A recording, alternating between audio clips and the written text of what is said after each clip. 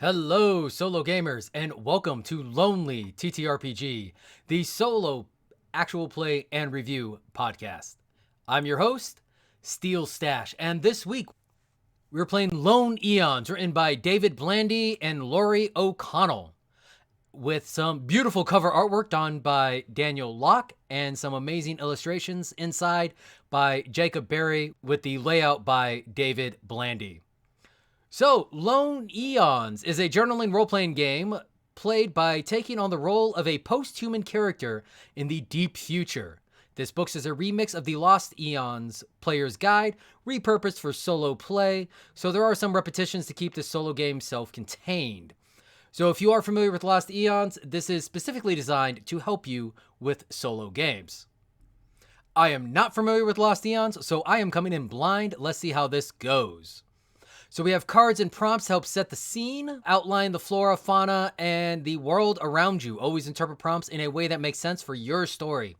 Take a different card if it really doesn't fit. Continues, there will be moments of difficulty and tension where there is something at stake. At that point, we're going to roll some dice. All right, so we got some cards and some clicky clackies. Outstanding. So for lines and veils, exploring your imagination can bring up thoughts that can cause anxiety. So prepare yourself for what you might expect from the game. Think about the general setting of the game and set boundaries about subject matter, noting lines, a strict limit, something that should not be touched upon any time, and veils, something permitted to be mentioned but not described in detail. All right, so content warnings on this. It is based on the distant aftermath of our current climate cataclysm and mass extinction. So, yeah, that could pose some issues, especially if you are highly in tuned to what's going on with our world today. But then we got some example gameplay with the intro. Your people have lived in your haven for 1,000 years. It protected you. The experience changed you. Now the haven's doors must open. What will you find up there on the surface? How has the damaged world healed? Do you have what it takes to survive? So, Lone Eons is the solar iteration of Lost Eons, a journaling game for one player using dice and playing cards to create problems and situations for you to explore. It is designed to help see our climate reality and high fantasy afresh, experiencing and describing a new world for the first time. So, you decide what happens. Fiction first, rulings not rules, and it is built to be open, unsettling, but at the end of the day, fun. In Lost Eons, the outcome of anything you are trying to do can be decided on without any roll, when it makes sense for something to just happen. Where an outcome is uncertain or a task is more difficult than usual, you can perform a skill check where you roll dice to determine success or failure.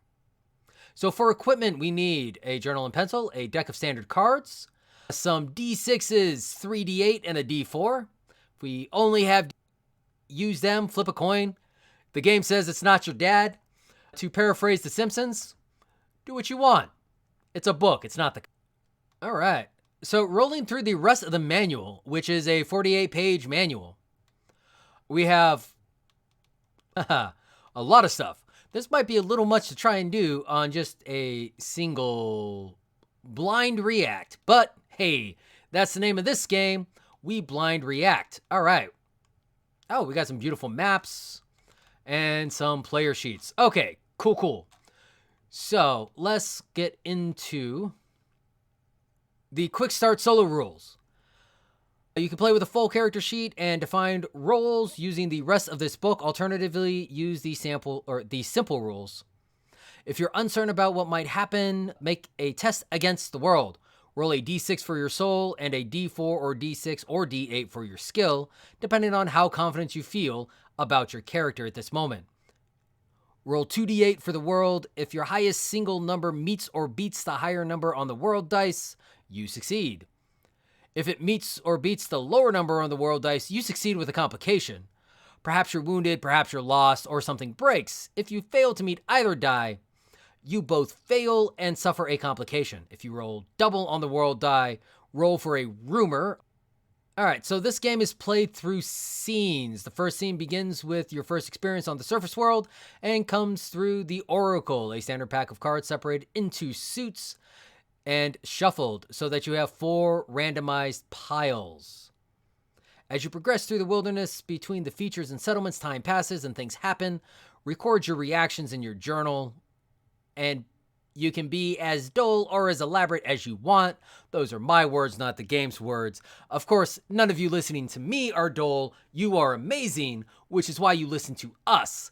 And if you want to continue to be amazing, then if you're not subscribed, please subscribe. That would be super awesome. Also, ratings, reviews, those things help out so much. They really do. I'm currently sitting at 1 review on iTunes from Devin, who says that we have introduced him to some great games. So if you feel like I've introduced you to some great games, please let me know. Let me know which games I introduce you to and what you like about them. You will find all my socials in the show notes. In addition, if you like what we're doing and you want to help us get just a little bit better, we do have a Patreon. www.patreon.com/Black Dragon Dungeon Company. We are working on attempting to afford an editor. That way I am not doing all of this by myself. Getting an editor will just add a little bit level of polish to this. In addition, we do have some more fun podcasting ideas that we want to get out, but we don't have the time to really be pushing all of that stuff at once. So a couple bucks from y'all, as little as $1 a month, and you can help us towards the dream of releasing more content for you to consume and enjoy, hopefully relate with.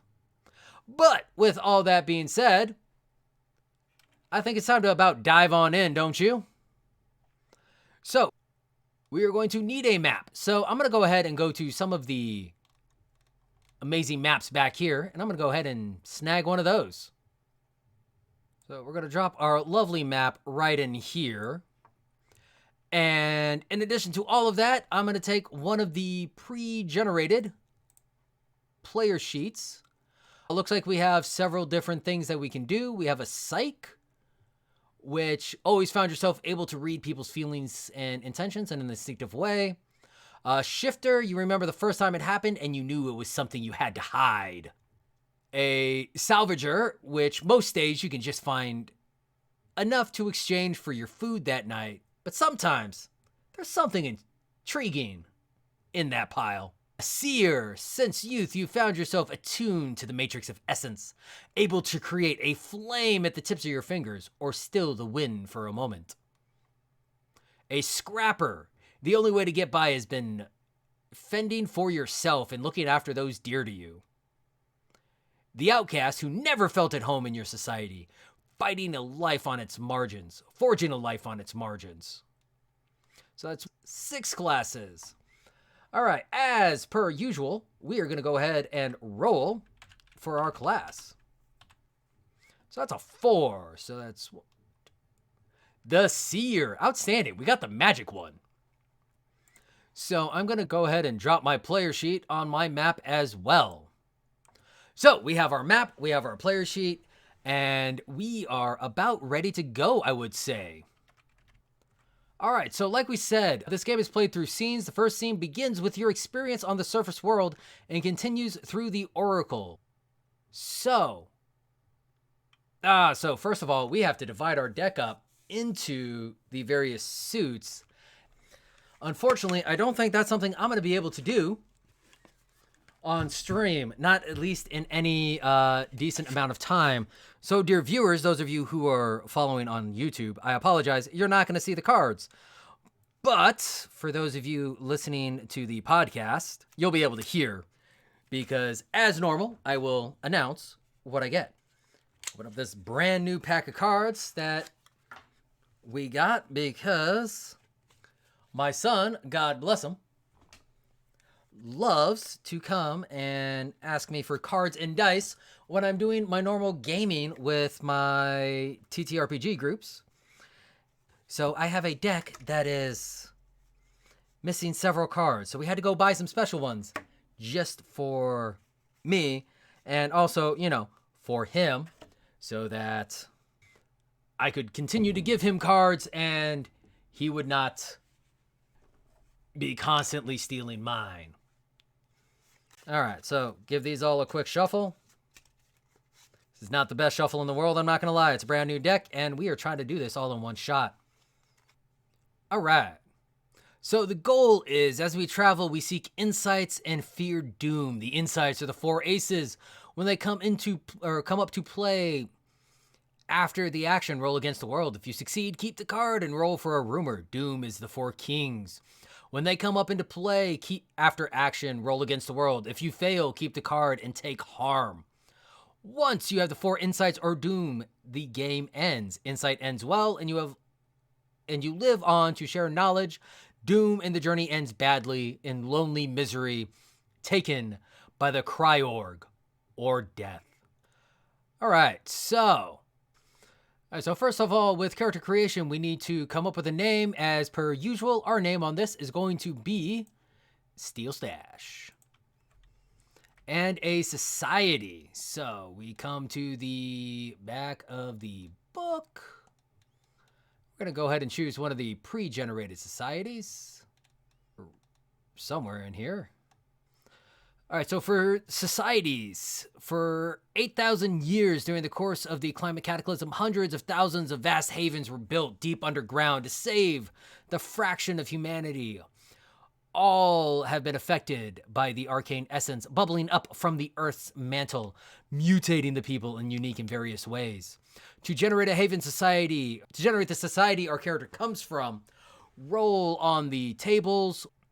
All right, so it has several societies several different aspects of society, from structure, detail, leader, tech level, and upside. These are all D6, so that's 1, 2, 3, 4, 5. We're gonna go ahead and roll 5d6. And as we roll 5d6, we will let that guide everything. So 6, 6, 6, 3, 2. That was a really great roll that we blew in the beginning. All right, so we have a community that was once nomadic, rotating through several havens, connected by underground tunnels. All but one of their havens now have been taken over by outsiders. Detail, teenagers come of age in this haven by creating a piece of art in the deep caves. Leader was actually supposed to be a D8. We're just going to stick with 6. Hereditary ruler, but the current leader, much loved, has no children. Tech level was a 3, so a chance discovery of an unsealed empty vault gifted to this community with advanced technology. Some devices are so advanced, no one knows what they do. And 2 for the upside, mystery. The last time people left the haven was 100 years ago, but they never returned. What happened to them? So, we're going to go stereotype, and we're going to go ahead and call our society the Vix. The Vicans. So for those of you who haven't picked up on it yet, yes, we are going with Viking ripoff. So we're going with a little bit of a Viking-inspired society. And with our Viking society, we were fairly nomadic, wandering from cave to cave to cave to cave through a vast network of tunnels. Right up until relatively recently in our history, the great-grandfather of the current leader found us a nice haven that we could set up in, and we have established ourselves in that haven. Now, of course, a group of people did rebel. That particular chief had 2 sons. One of the sons took a party out, but they never came back. And it is questionable as to why. However, the rumor is that several of the other caves that we used to have no longer exist or have been taken over by some outside force. Unfortunately, the current king has no son or daughter, but the chief has decided that all who are coming of age this year, which will include me, don't let the bald head fool you, I'm very young in this game, all who come of age this year will embark on epic trials, hearkening back to our ancestors and our days of nomadic wandering. And we will all go out and attempt to find hidden truths within the world. Truths that might help reveal some of the items that are found in the cave that only the chief possesses the key for it has been locked up under their command, and they possess the soul key. Now, I'm hoping to be the one chosen to be the successor, and I'm hoping to learn some of these ancient mysteries that the chief has hidden away, for it might make life so much better. But we don't know what those are. All right, so we need to finish with our character creation. So next up, we're going to have, we've already picked our class. We already have our name. We've chosen our society and our archetype. So we need a personality, society, name, equipment. Choose if we will mutate and gain traits and or become a spellcaster, and discover why we must leave. So we already discovered why we must leave. We're going to go with that story. So personality is going to be a D10. So we're going to roll 1d10. And with that, we get a 7. 7 is analyze, the empathetic one. And some experience, which is another D10. 3, endure. You have been your own keeper. All right, so right off the bat, this is definitely looking like a longer term game. This isn't necessarily a one and done game like several of the others I have done in the past. With the exception of Deadbelt, this is definitely set up for a more long-term narrative. With that being the case, we're going to go ahead and really just get kicking on this. I don't have everything figured out, but we'll talk about that here in a minute. I do want to get a little bit of gameplay in just to see what it's like. So as we travel, we're going to roll a d6, and that's going to determine what type of oracle card we take. There we go. So we're going to start out right here. We're going to say our little spot was right there. That was our haven, and we come up to the surface world, surprised by the level of green that we see. It is not a pleasant heat out right now. The earth and vegetation looks very different from what we've been able to grow and control back in the caves. This is definitely wild. This is definitely something that has been untouched for a long time. And we roll a 5, so we're going to take a diamond for our oracle card. So that's going to be the 4 of diamonds, which is going to be a thing. The 4 diamonds, a picture in a locket, and weapon from the items table. So going down to the items table. Oh, I think it's going to be either or. We're going to go ahead and say that we found a weapon, and we're going to roll a d20 to determine what type of weapon we got. 12. A gut-strong longbow. Heck yeah. I'm going to go ahead and add that to our equipment. Got ourselves a longbow. But now that that's done, we are able to continue on to our next location. And once again, at this new little island, walking through, we will say, a land bridge that appears with the tides. We came out at the right time to see that this land bridge existed. We find our way to this little island, and we roll a 1, which is going to get us a club, a heart, 2 diamonds, and we meet a bean. All right, so for our 2 diamonds, we have the 10 of diamonds and the 3 of diamonds. We got the 5 of clubs and the jack of hearts.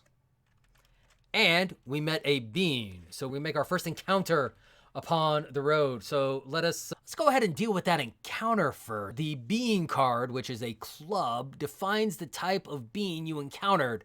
And the bean twist, the heart and diamond cards. Okay. Define their appearance and their strengths. Okay. Each entry has a suggestion of an appearance and a dice type. Combine the 2 dice types to create the world dice for the bean or a group of beans. So when you meet a bean, roll 2d6 for their reaction to you. The bean description sets the tone, but a low number is negative, a high number is positive. So if a family welcomes you and you roll a 2, the welcome may hide ulterior motives. If bandits want what's yours and you roll a 12, perhaps you find out that they're only seeking help for their family as they need food to survive. And then there are combat and wound rules that we will get into depending on how bad this being is. All right, so we got the 5 of clubs, which is our being. So 5 of clubs is a group sits around a campfire. So we have a group around the campfire, but we're actually supposed to look on the twist table for the hearts and the diamonds. So the twist table is lumbering and hungry, chitinous talons, and slimy scales and proboscis. So a D8 and a D4. All right, so D8 and D4 is the bean dice pool of this lumbering group around a campfire with scales and talons. Wow, that's just a terrifying creature. I hold my breath as I gaze upon it, entranced by what I'm seeing. Not quite sure what to make of it. So when you meet a being, roll 2d6 for their reaction to you. And that is a 7. That is a 7. So this thing is going to be, this being is going to be rather ambivalent to my presence, I would say.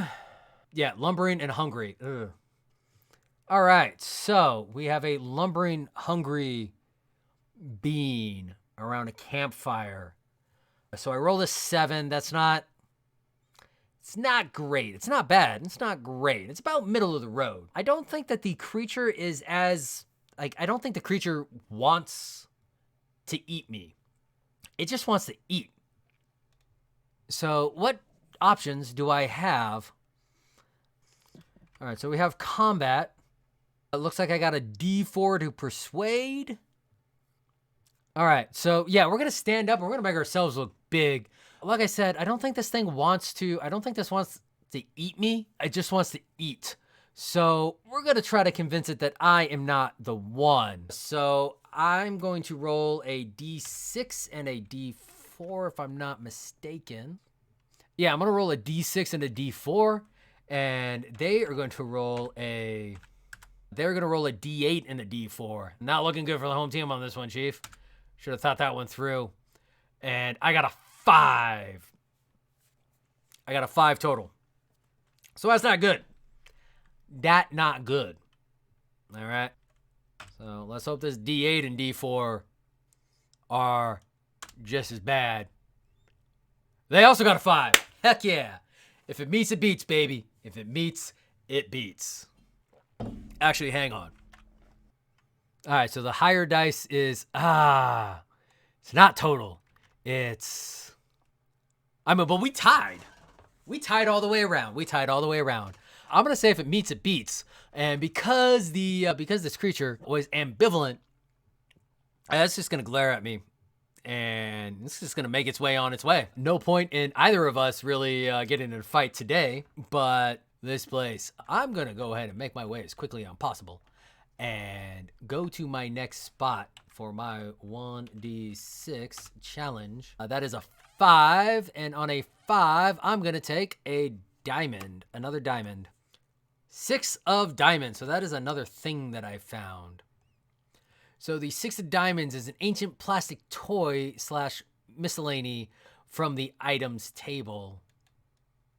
Coming down to the items table. That's a D20. 18. Now I get a big roll. A hailing horn. So we're going to go ahead and add that to my equipment list. And there we go. So that's where we're going to call it for today. This has been Lost Eons. So thoughts about this game. First of all, the artwork is very beautiful. And the layout, the individual page layout is very nice. I am going to give them that. This is definitely a game that is going to take some getting used to. This is not something that you just jump in and play at the drop of a hat. As you saw, character creation is an involved process. I noticed that I already jacked up several things in my character creation. I never figured out my magic. Apparently, I was supposed to draw one item from each of the item lists. I just kind of went out with the shirt on my back.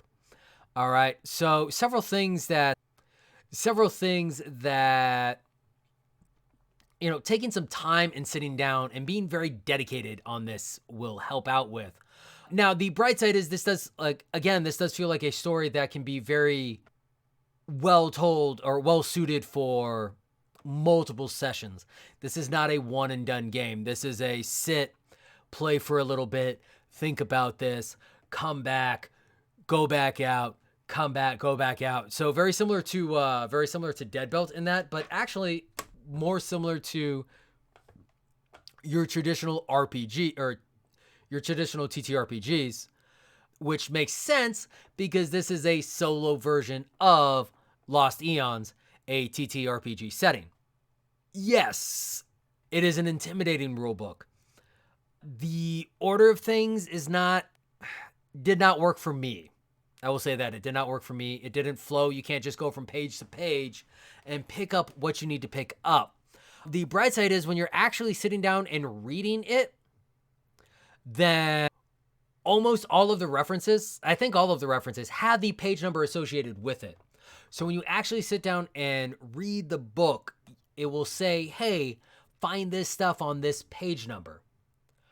But you are going to be bouncing back and forth. So it is what it is. At the end of the day, it still seems like a very fun game. This definitely seems like something I may want to come back to. Some of the setup is not as convenient. Having to divide your deck into the individual suits, for example, if you have enough decks, like I got it, decks of cards are cheap, but it's annoying to have to go out and buy a deck of cards.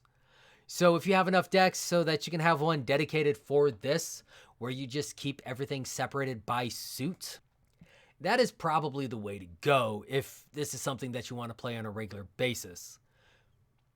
Otherwise, you're going to be spending the start of every game taking your first 5 minutes and going through your deck of cards, just separating out the suits. Frustrating, not a deal breaker. The dice mechanics are nice. I do like... So, it is not intuitive to roll 2 dice and not do the total roll. At the very least, when you're used to doing online tabletops. If you're using physical dice in your house, on your table, then yes, it should be fairly easy. Like, oh, the 2 big dice go over here and I compare mine to theirs, and the 2 little dice go over here and I compare that to that.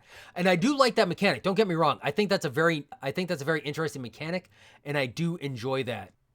Where you have your dice that determines your success or failure, but you also have your dice that determines if there are any complications within that. That is definitely a fun mechanic. It's very similar to what Caltrip Core did, only where Caltrip Core was using the simplicity of a single D4 to replicate absolute success with complication, failure with complication, absolute failure. This is using 2 different dice, and the 2 different dice... Look, I'm a tabletop role player, all right?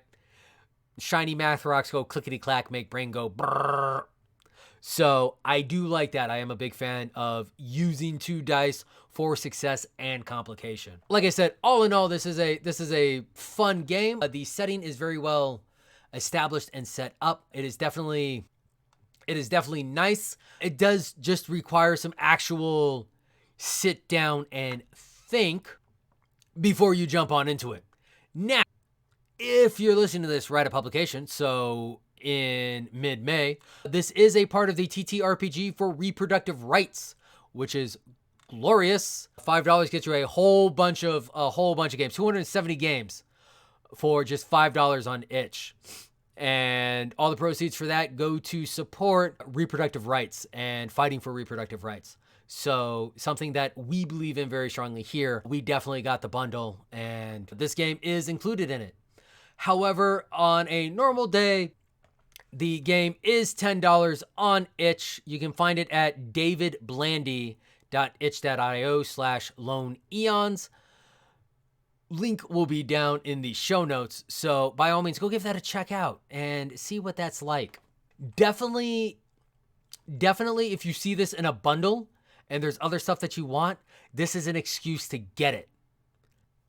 If you don't see this in a bundle, if it's not on sale, It is still, I would say it's still worth it. This is definitely one of those where there's enough thought in there. There's enough content. This is definitely beefy enough that, yes, $10 may seem a lot for a solo game, at least so far. We've been sticking pretty much to the $5 range on this podcast thus far, but this is definitely worth every bit of the price that they're asking for it. And then again, if you see it in a bundle or on sale, that is absolutely an excuse to go get it. This looks like a great game. I'm actually looking forward to doing like a real campaign on this. Who knows? Maybe if some of y'all become my patrons, you might be able to talk me into running a campaign on this for y'all. But as is, that is going to be it for this game's appearance on the Lonely TTRPG. I have been Steel Stash, and thank you for listening. You've been listening to Lonely TTRPG, the solo TTRPG live play and review. If you've enjoyed this episode, please leave us a review. You can also reach us at Twitter at BDDC_pod or at blackdragondungeoncompany@gmail.com. If you really like us, you can consider supporting us on Patreon at patreon.com/blackdragondungeoncompany. Thank you so much.